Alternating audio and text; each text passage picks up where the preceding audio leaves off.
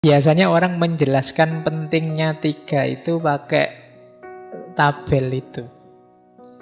Jadi orang itu ada kalanya pinter, IQ-nya tinggi.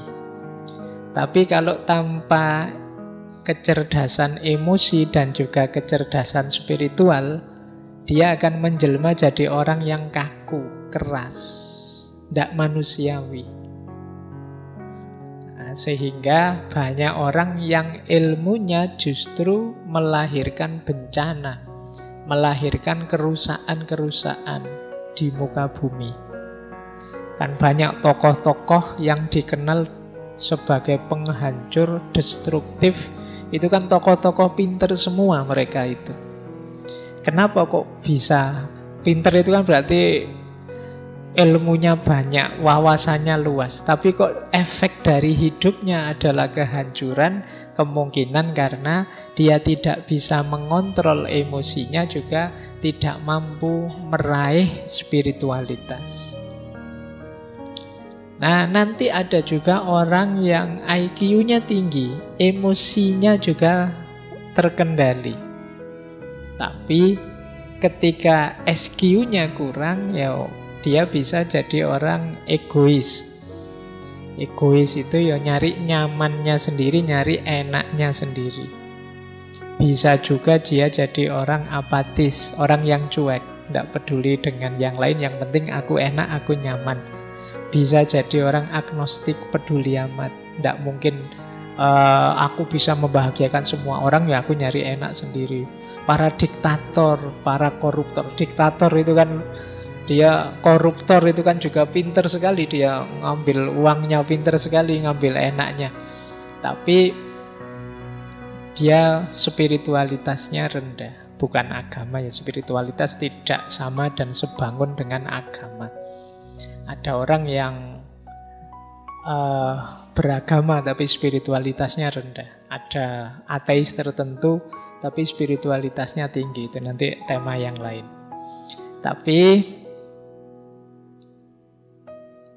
intelek saja dan emosi tanpa spiritualitas ya belum utuh. Jadi jatuhnya bisa egois, bisa agnostik, bisa orang yang apatis, atau tidak punya tujuan. Mungkin teman-teman sering merasakan, loh Pak, saya itu kaya, apa-apa juga beres, hubungan sosial juga baik, tapi kok rasanya hidupku hampa ya. Nah, itu kemungkinan kekurangan variabel spiritual ini.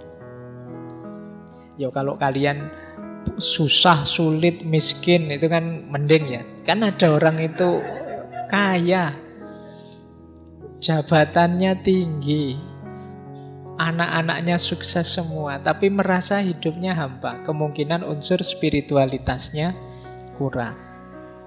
Saya bilang tadi ini nanti hubungannya dengan makna. Biasanya orang yang spiritualitasnya kurang itu tidak bisa menjawab pertanyaan mengapa. Kalau sudah kaya terus mengapa? Kalau sudah sukses terus mengapa? Itu jawabnya susah. Nah, ini kemungkinan spiritualitasnya masih rendah. Ada yang sebaliknya. IQ-nya tidak diurusi, emosinya juga diabaikan, spiritualitasnya sangat tinggi. Nah, ini biasanya kelompok-kelompok asketik, orang yang menjauh dari kehidupan ramai. Tidak terlalu butuh rasionalitas, emosi, hubungan dengan yang lain, tapi spiritualitasnya tinggi. Ini orang-orang asketik. Menjauh ya, mereka tidak dapat banyak masalah karena memang tidak terlibat langsung dalam hidup sehari-hari. Maka penting dalam hidup ini tiga-tiganya utuh. IQ-nya ya jalan, emosinya terkontrol, spiritualnya terpenuhi. Ini kalau dalam konsepnya Muhammad Iqbal namanya insan kamil.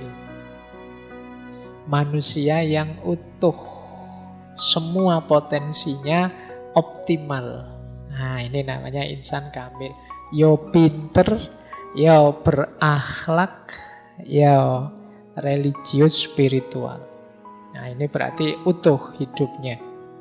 Nah, ini mungkin ideal ya, kita menuju ke situ semua. Jadi ya kalau di usia-usia muda ini kan kita masih belajar. Mungkin ya situasinya masih situasi ya belum terlalu pinter, masih emosian, spiritualitasnya belum tinggi. Tapi kan ini kita dalam proses.